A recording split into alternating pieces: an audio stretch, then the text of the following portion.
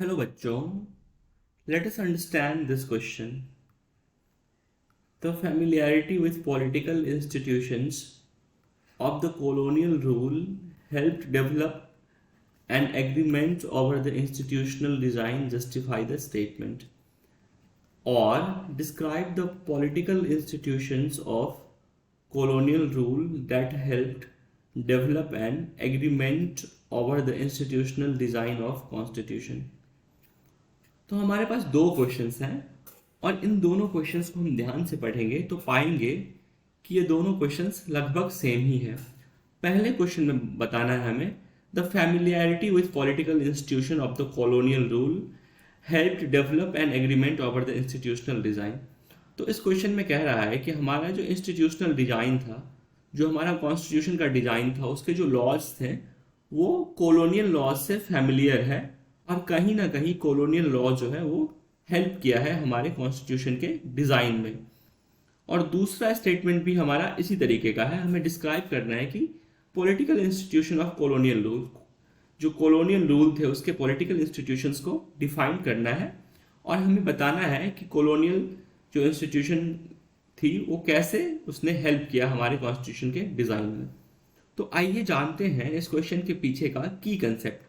So the key concept behind this question is the making of the constitution. Constitution का बनना. Now let us move to the main question. The British rule has given voting rights only to a few, but that provided base for the universal adult franchise.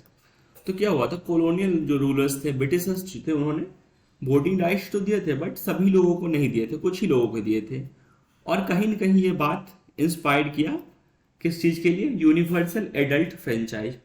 अब आप पूछेंगे कि universal adult franchise क्या होता है। इसका मतलब होता है ऐसे लोग जो 18 प्लस हैं, जिनकी एज 18 प्लस हो चुकी है, वो एडल्ट हैं, उनके पास क्या है, दे हैव वोटिंग राइट्स, उनके पास वोटिंग राइट्स है, वो किसी भी इलेक्शन में, जनरल इलेक्शन में वोट कर सकते हैं। Now let us move to the second point, which is the British had introduced very weak legislative. Elections were held in 1937 to provincial legislative assembly and ministers all over the India. तो क्या हुआ था, 1937 में एक election हुआ था provincial legislative assembly में और मिनिस्टर्स चूज किए गए थे। ये जो इलेक्शन का प्रोसेस था वो फुल्ली डेमोक्रेटिक प्रोसेस नहीं था और ये जो गवर्नमेंट इलेक्ट हुई थी ये भी फुल्ली डेमोक्रेटिक गवर्नमेंट नहीं थी। लेकिन ये जो एक्सपीरियंस था जो हमारे फ्रीडम फाइटर्स ने, हमारे फेलो इंडियंस ने गेन किया था, कहीं ना कहीं इस एक्सपीरियंस की मदद से उन्हें कॉन्स्टिट्यूशन ड्राफ्ट करने में और इलेक्शंस के बारे में लिखने में, ड्राफ्ट करने में, उनके प्रोविजंस बनाने में उनको बहुत ही मदद मिली। Now let us move to the last point. The Indian Constitution adopted many institutional details and procedures from colonial laws like the Government of India Act 1935। तो हमारा जो कॉन्स्टिट्यूशन था वो बहुत सारे ऐसे इंस्टीट्यूशनल डिटेल्स अडॉप्ट किए कॉलोनियल लॉज से, और उसका एक एग्जांपल हम देखना चाहें तो है गवर्नमेंट ऑफ इंडिया एक्ट 1935।